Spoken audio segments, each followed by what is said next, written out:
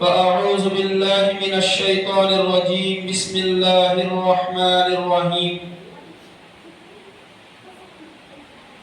ألا إن أولياء الله لا خوف عليهم ولا هم يحزنون صدق الله العظيم وبلغنا رسوله الكريم أمين ملك بر رؤوف رحيم ورب حليم ونحن على ذلك لمن الشاهدين والشاكرين والحمد لله رب العالمين. عزیزان محترم، دوستوں اور بزرگوں، عزیز ساتھیوں، اللہ سبحانہ و تعالیٰ کا ہم سب پر بڑا احسان، بڑا کرم. اللہ تعالیٰ نے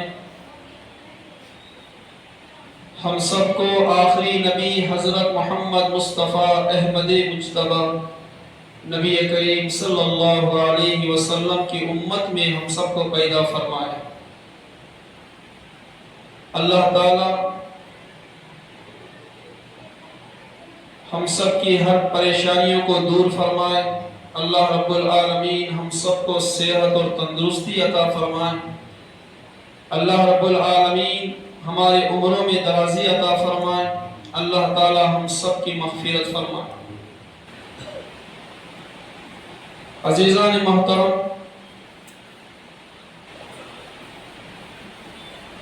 اللہ نے 18,000 مخلوقات کو جو پیدا کیا، ان مخلوقات میں اشرف المخلوقات اللہ نے انسان کو بنایا. لقد خلقنا الانسان فی احسن تقویم، احسن طریقے سے اللہ سبحانہ و تعالیٰ نے اس انسان کو ڈھالا. اور حضرت آدم علیہ السلام سے لے کے حضور نبی کریم صلی اللہ علیہ وسلم تک 1,00,000 کم و بیش 24,000 انبیاء دنیا میں تشریف لائے. ان امتوں میں اللہ سبحانہ و تعالیٰ نے اس امت کا مرتبہ اونچا رکھا. اس امت کا مرتبہ کیا ہے؟ بہت اونچا ہے. اس امت کا مقام بہت اونچا. اور اس امت کو یہ بھی فضیلت حاصل ہے، یہ مرتبہ حاصل ہے کہ ہم تو آخری امت ہیں حضور کی، اس کے بعد کوئی دوسری امت آنے والی نہیں. ہمارے آخری نبی ہیں، اس کے بعد کوئی دوسرے نبی قیامت تک آنے والے نہیں. تو اس امت کا درجہ اتنا اونچا ہے، یہ اللہ کا ہم پر بڑا احسان ہے. حضور صلی اللہ علیہ وسلم کی ہمارے لیے دین ہے. تو ہم آئے تو آخری میں ہیں، یہ امت آئی ہے آخر میں، مگر جائے گی سب سے پہلے جنت میں. آئی تو آخر میں ہے مگر جنت میں سب سے پہلے جائے گی. تو میرے بھائی، اگر ہم قرآن شریف کی اس آیت کو اٹھا کر دیکھیں جس میں اللہ نے کہا کنتم خیر امت اخرجت للناس تأمرون بالمعروف وتنہون عن المنکر وتؤمنون باللہ. کیا پیارا انداز ہے اللہ کا، جو قرآن شریف میں اللہ سبحانہ و تعالیٰ نے اس امت کے فضیلت اللہ نے بیان کی. کنتم خیر امت، تم جو ہے بہترین امت ہو. اللہ نے خود جو ہے ایک انعام دے دیا کہ تم بہترین امت ہو. مگر میرے بھائی، آج ہم بھول گئے ہیں کہ ہم امت ہیں.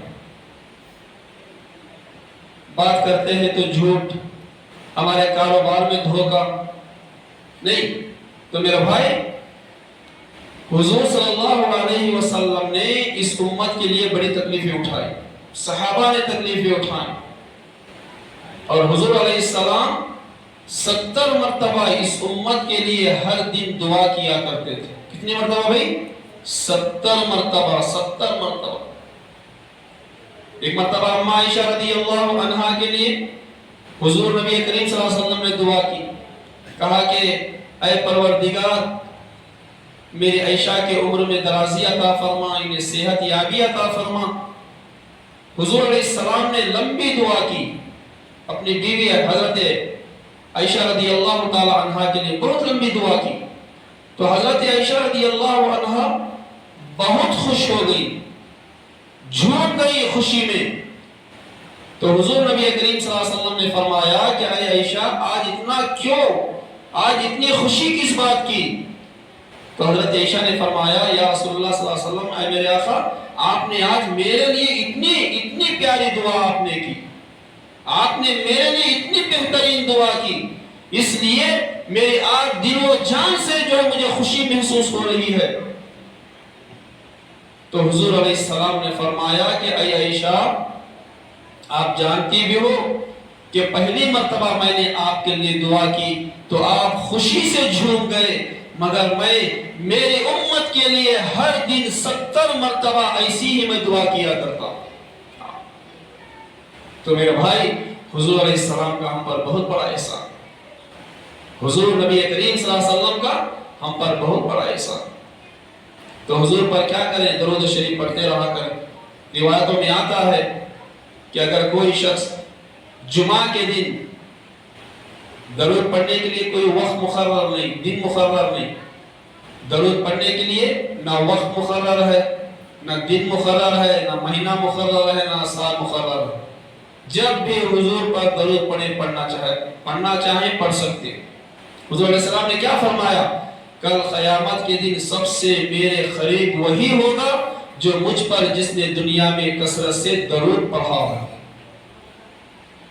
اگر ہم قیامت کے دن حضور کے قریب اگر رہنا چاہتے ہیں تو ہم کو چاہیے کہ ہم کیا کریں؟ حضور پر درود پڑھیں۔ علماء فرماتے ہیں کہ جمعہ کے دن 100 مرتبہ درود شریف پڑھنے کی عادت ڈالیں۔ ہر دن پڑھ سکتے ہیں، مگر خاص جمعہ کے دن جو بڑے علماء یہ کہے ہیں کہ جمعہ کے دن خاص کر حضور پر 100 مرتبہ درود شریف پڑھیں۔ میرے بھائی پڑھنے کی عادت ڈالیں۔ وقت کیا ہے ہمارا گزر رہا ہے، کل جمعرات تھا، جمعہ ہے، ابھی جمعہ گزر جائے گا، کل ہفتہ آ جائے گا، نہیں بھی اب لوگ کیا بولتے ہیں یہ 2024 چل رہا ہے، اب 4 دن میں 2025 شروع ہو جائے گا، نہیں بھی؟ تو میرے بھائی انسان کیا سمجھتا ہے؟ ماں باپ بولتے ہیں میرا بچہ بڑا ہوگا بولتے، اب جیسے ہی بچے کی عمر 10 سال 11 سال 12 سال ہوتے رہتے ماں باپ خوش ہو جاتے میرا بچہ بڑا ہو رہا۔ میرے بھائی ظاہری طور پر جو ہے اولاد انسان عمر بڑی ہو رہی ہے، مگر اگر دیکھا جائے تو اس کی عمر گھٹ رہی ہے اور وہ خبر کے قریب ہوتا جا رہا ہے۔ اصل میں عمر گھٹ رہی ہے اس کی، ہم لوگ کیا بولتے ہیں عمر بڑھ رہی بول کو، مگر اصل میں عمر کیا ہو رہی ہے اس کی؟ گھٹ رہی، کم ہونے کو جائے۔ تو میرے بھائی اس کا خاص خیال رکھیں۔ ہم دنیا کے اندر کیا ہے، دنیا میں جینے کے لیے بہت ساری ماشاءاللہ محنت کرتے ہیں، بہت محنت کرتے ہیں دنیا میں کھانے پینے کے لیے، رہنے سہنے کے لیے ہم جو ہے بڑی محنت کرتے ہیں، مگر ہم یہ محنت ہم نہیں کرتے تو وہ جو ہے آخرت کے لیے ہم محنت نہیں کرتے۔ میرے بھائی کبھی سوچے تنہائی میں بیٹھ کر، جب جسم سے روح نکل جائے گی، جب جسم سے ہماری روح نکل جائے گی، نہلا دھلا کر غسل دے کر اور جنازے کی نماز پڑھا کر جب خبر میں جب دفن کر دیا جائے گا تو اس کے بعد ہمارے حالات کیا ہوں گے؟ اس کے لیے کبھی سوچیں، فکر کریں۔ اللہ تعالیٰ نے ہمیں فکر کرنے کا ایک وقت دیا ہے، ایک موقع دیا۔ آج ہم لوگ کیا ہیں؟ دنیا کے حساب و کتاب میں آج ہم لگے ہوئے ہیں، دنیا کے حساب و کتاب آج ہمیں یاد ہیں، اگر وہ دینا ہے تو یاد ہے، ہمیں دینا ہے تو وہ یاد ہے، سب کچھ ہمیں یاد ہے دنیا کا، مگر ہمیں یاد نہیں تو آخرت کا کچھ ہمیں یاد ہے۔ میرے بھائی حضور علیہ السلام نے کیا فرمایا؟ خبر کا عذاب برحق ہے۔ خبر کا عذاب کیا ہے؟ برحق کے معنی آتے بالکل سچائی کے 100%، اس کے علاوہ کوئی نوزبلہ جھوٹی بات نہیں۔ ایک مرتبہ حضور علیہ السلام قبرستان سے گزر رہے، 2 قبروں کی طرف سے گزر رہے، حضور نے صحابہ سے فرمایا یہ دونوں قبروں میں دونوں کو عذاب ہو رہا۔ پوچھا کس وجہ سے؟ یہ کو اس لیے عذاب ہو رہا ہے کہ یہ لوگوں کی غیبت کرتا تھا۔ کیا کرتا تھا؟ یہ سامنے اچھی تعریف کرتا تھا، یہ ماشاءاللہ بہت اچھے بہنوں، پیچھے جیسے ہی گیا ہے بہت میرا بیٹا رہنے، غیبت کرتا تھا۔ تو حضور علیہ السلام نے فرمایا جو پہلے جو خبر میں جو عذاب ہو رہا ہے وہ غیبت کرنے کی وجہ سے عذاب دیا جا رہا، اور دوسرا پیشاب کرتے وقت پیشاب میں احتیاط نہیں کرتا تھا۔ پیشاب کرتے وقت کبھی کبھی کیا ہوتا ہے چھینٹے وغیرہ جسم پر پڑ جاتے ہیں، کپڑوں میں چھینٹے پڑ جاتے ہیں، ہم اس کے پاک صاف نہیں کرتے، آتے ہیں ویسے ہی وضو کر لیتے ہیں، نماز پڑھ لیتے ہیں۔ میرے بھائی حضور علیہ السلام نے کیا فرمایا؟ پیشاب کرتے وقت احتیاط، باقی صفائی کا یہ احتیاط نہیں کرتے تھے، اس لیے قبر میں عذاب ہو رہا ہے۔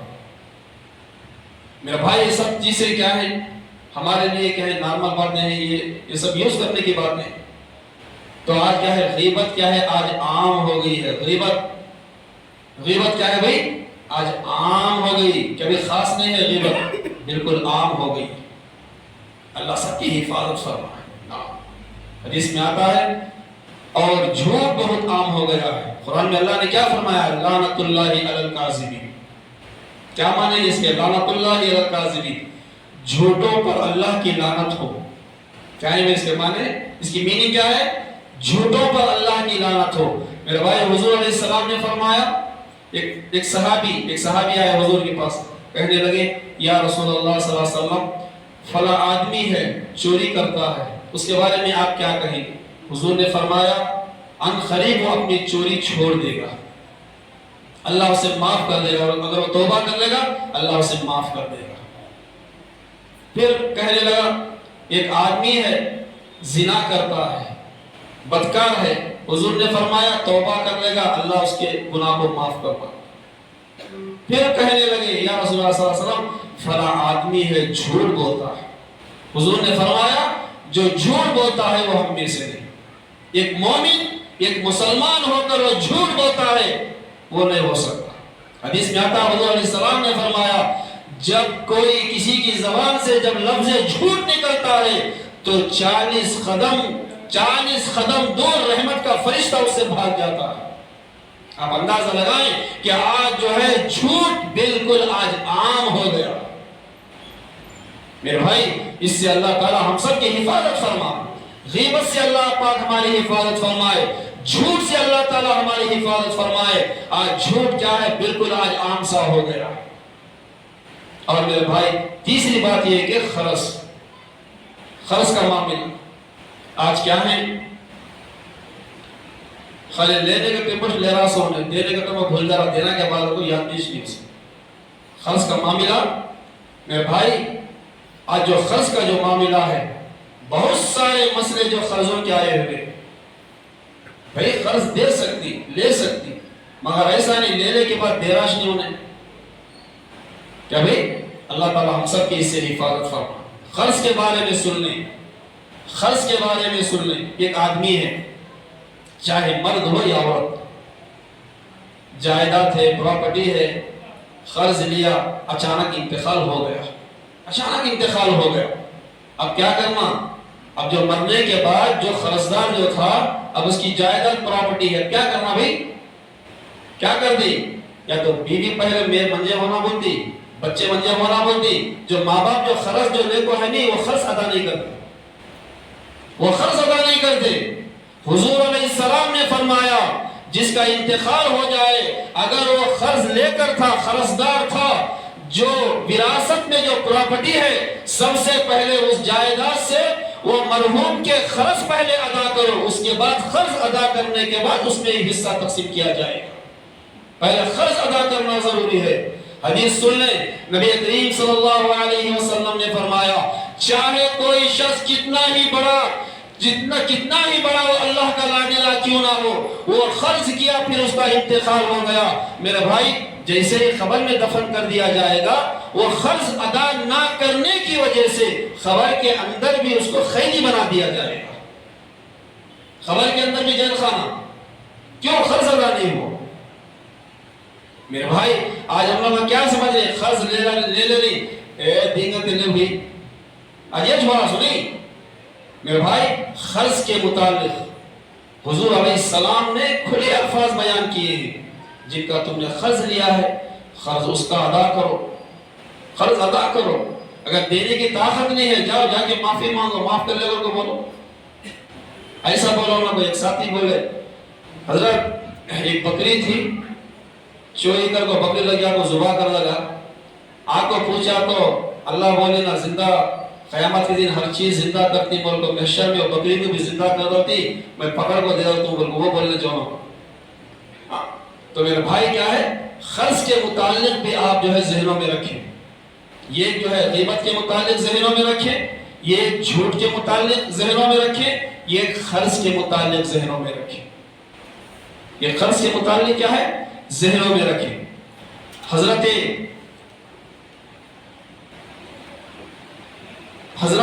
حضور نبی کریم صلی اللہ علیہ وسلم ایک مرتبہ مسجد میں تشریف لے گئے. ایسے وقت میں حضور تشریف لے گئے جس وقت جو ہے نماز کا وقت نہیں تھا, نماز کا وقت نہیں تھا. اس وقت حضور ایک مرتبہ مسجد میں تشریف لے گئے. جا کے دیکھا تو ایک صحابی حضرت ابو امامہ رضی اللہ عنہ صحابی رسول مسجد میں بیٹھے ہوئے بہت غمگین بیٹھے ہوئے ہیں, بہت پریشان بیٹھے ہوئے ہیں. قربان جائے نبی کریم صلی اللہ علیہ وسلم کی ذات پر. حضور علیہ السلام نے فرمایا, اے میرے صحابی کیا ہوا آپ کو؟ یہ تو نماز کا وقت نہیں ہے, لوگ بھی یہاں پہ موجود نہیں ہیں. میں نے آپ کو کئی دفعہ دیکھا ہے کہ آپ مسجد میں آ کر یہاں پہ بیٹھے رہتے ہو, کیا ہوا, کیا پریشانی؟ تو میرے بھائی حضرت ابو امامہ رضی اللہ عنہ صاحب رسول کہنے لگے, یا رسول اللہ صلی اللہ علیہ وسلم مجھے غموں نے بہت گھیر لیا ہے, میں بہت پریشان ہوں اور میں بہت بڑا قرضدار ہو گیا ہوں. کیا ہو گیا ہوں میں؟ بہت بڑا میں قرضدار ہو گیا ہوں, بہت پریشان ہوں, پورے غم مجھے گھیر لیے ہیں, اس لیے میں آ کر مسجد میں بیٹھ جاتا ہوں. حضور علیہ السلام نے کہا کہ اے میرے صحابی اگر میں تجھے یہ دعا بتاؤں گا, اس دعا کو صبح شام پڑھتا رہے, یہ دعا کو صبح شام پڑھتا رہے, اللہ سبحانہ و تعالیٰ تیرے ہر غم کو اللہ تعالیٰ تیرے مٹائیں گے, ہر فکریں تیری دور ہو جائیں گی اور تیرے قرض ادا ہونے کے اللہ تعالیٰ انشاءاللہ فیصلے کریں گے. وہ دعا کوسی ہے میرے بھائی, حضور علیہ السلام نے وہ دعا سکھلائی, اللہم انی اعوذ بک من الہم والحزن واعوذ بک من العجز والکسل واعوذ بک من البخل والجبن واعوذ بک من غلبۃ الدین وقہر الرجال. یہ حضور علیہ السلام نے یہ دعا سکھائی اور پھر کہا کہ ہر فرض نماز کے بعد اس دعا کو 21 مرتبہ پڑھ کر اللہ سے دعا کریں, اللہ تعالیٰ تمہاری ہر فکر کو دور کریں گے, ہر غم کو اللہ تعالیٰ دور کریں گے. اور خاص بات اس دعا میں یہ ہے کہ اللہ تعالیٰ تمہارا جو قرض ہے وہ قرض ادا ہونے کی شکلیں انشاءاللہ اللہ تعالیٰ نکالیں گے. میرے بھائی سب سے پہلے ہمارا یقین اللہ پر ہو, پہلے ہمارا یقین کس پہ ہو گئی؟ اللہ پر. ہمارا یقین اللہ پر ہو, ہمارا بھروسہ پہلے اللہ پر ہو. جب اللہ پر ہمارا یقین ہوگا, جب اللہ پر ہمارا بھروسہ ہوگا تو دونوں جو جہاں جو اللہ نے بنائے ہیں, دونوں جہاں کا بنانے والا پروردگار ہم سے راضی ہو جائے گا انشاءاللہ.